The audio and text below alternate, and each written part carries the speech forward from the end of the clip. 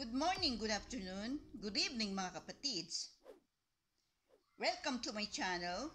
Your Lola Ganda is on. In today's video is gonna be about the war between Russia and Ukraine. Paano mananalo ang Ukraine?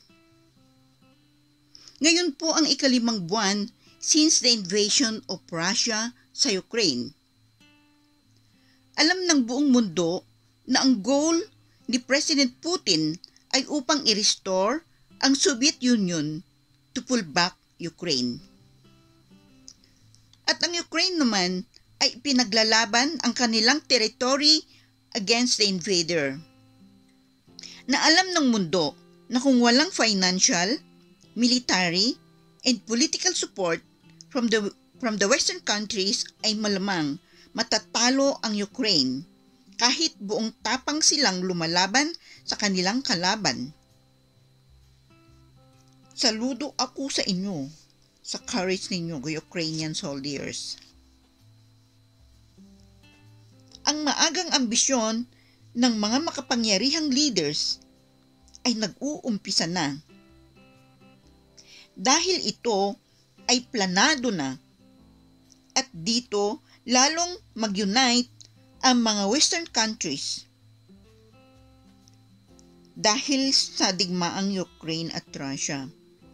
At yung iba naman ay malalaman nila kung sino ang kakampi o papanig sa kanila. May napanood akong video na naglilista at inisa-isa ni President Putin kung anong mga bansa ang pumanig sa kanya since the beginning of Ukraine invasion.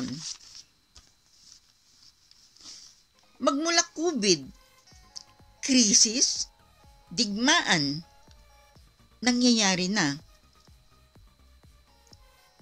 Iisa lang naman ang purpose ng lahat ng mga nangyayaring ito para sa ambisyon na makaupo agad sa trono ang sinasabi sa Biblia na halimaw ang one world leader.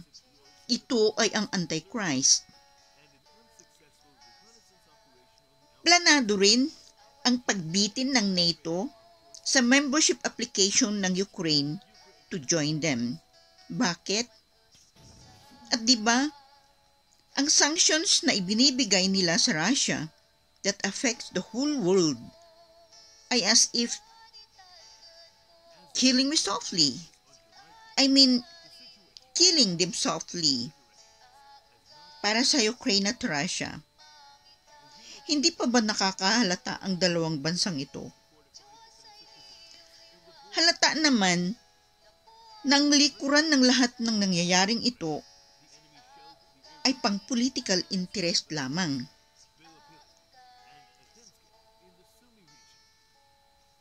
Sa propesiya, sa Revelation,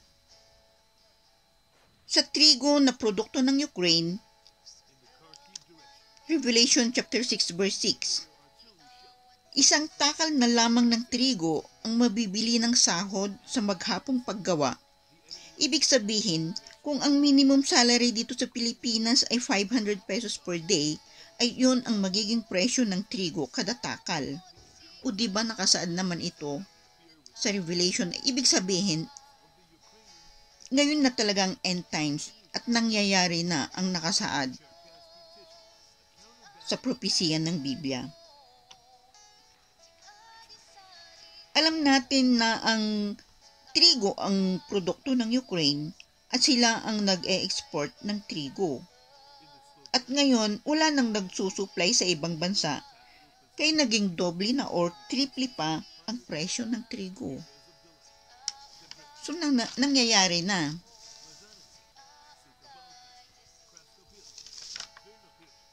O diba? At sabi pa, ang ibang produkto ng Ukraine ay mga bakal, steel, metal, chemicals, electronics, and machinery. Alam natin na ang pagsunog sa fossil fuel na panggatong sa mga produktong ito ay sanhi ng global climate change na siyang sumisira sa kalikasan at pwedeng ikamamatay ng mga hayop, tao, pagsunog ng mga puno sa bundok, sanhi ng baha, pagguho ng lupa at iba pa. Kaya tao rin ang gumagawa kung bakit nasisira ang mundo at ang kalikasan. Not to blame God. That's why God has always a reason why He allows sufferings in our life because of our sins. Sa Ezekiel chapter 14 verse 6, sabi niya, "Therefore I say unto you, house of Israel," or the Jewish people, "Thus saith the Lord God, repent and turn yourselves from your idols." Ano bang inuudulo ng mga tao? Di ba pera? "Turn away your faces from abominations," sabi pa dito. Ano ang Gog at Magog? Ang Gog at Magog ay ang dalawang makapangyarihang bansa na kampi ni Satanas sa Ezekiel chapter 38 verse 9. At sa Daniel chapter 11 verse 27 naman ay sabi niya, may dalawang makapangyarihang hari na magkaibigan, pero sila din ay magtraidoran kaya hindi sila magtagumpay sa mga plano nila. Gog and Magog are identified as communist Russia and China during end times. Sila ang gagamitin ni Satanas to invade Israel. Sila ay mga antichrist. Nakasaad ito sa Revelation chapter 20 verse 7 to 9. Kumbinsido na ba kayo? Di ba nanggaling ang COVID-19 sa China at ang digmaang Ukraine ay gawa ng Russia? So, ibig sabihin, ngayon na ang end times. Bakit tinawag na Gog ang Russia? Sa propesiyan ng aklat ni Ezekiel, Gog is the prince of Rus from the north during end times. At ang Russia ay dahil sa popularidad niya as the king of the north,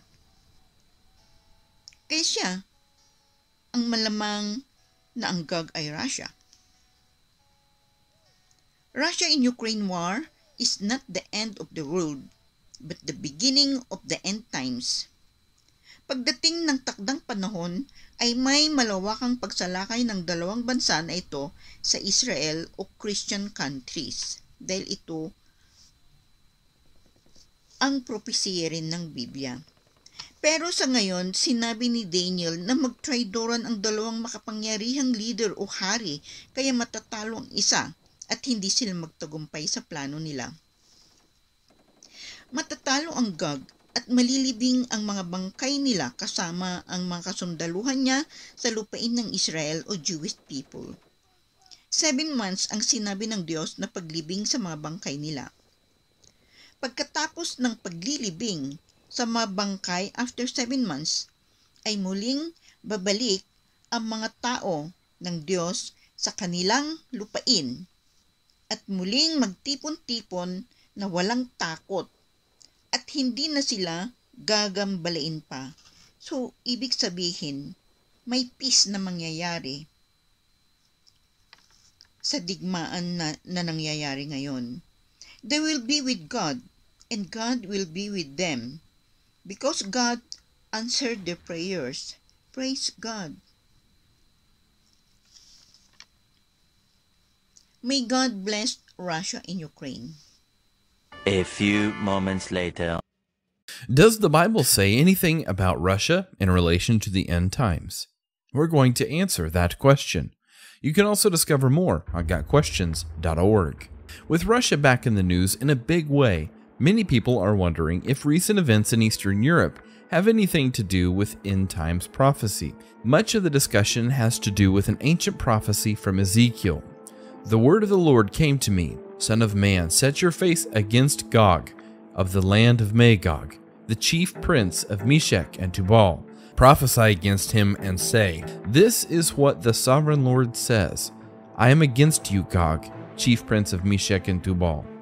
The identities of Gog, Magog, Meshech, and Tubal are the key to fully understanding the prophecy. Gog is a person. Whoever Gog is, he is from the land of Magog, and the leader of Tubal and Meshech, and a confederacy of multiple other nations. Whoever he is, he will have plans to attack a peaceful and unsuspecting people, viz. Israel. But, regardless of Gog's plans, the Lord God is against him and will defeat him soundly. Magog is a land in the far north from Israel's point of view. Most Bible commentators interpret Magog as Russia, and indeed, Russia is straight north of Israel, all the way up to the Arctic Circle.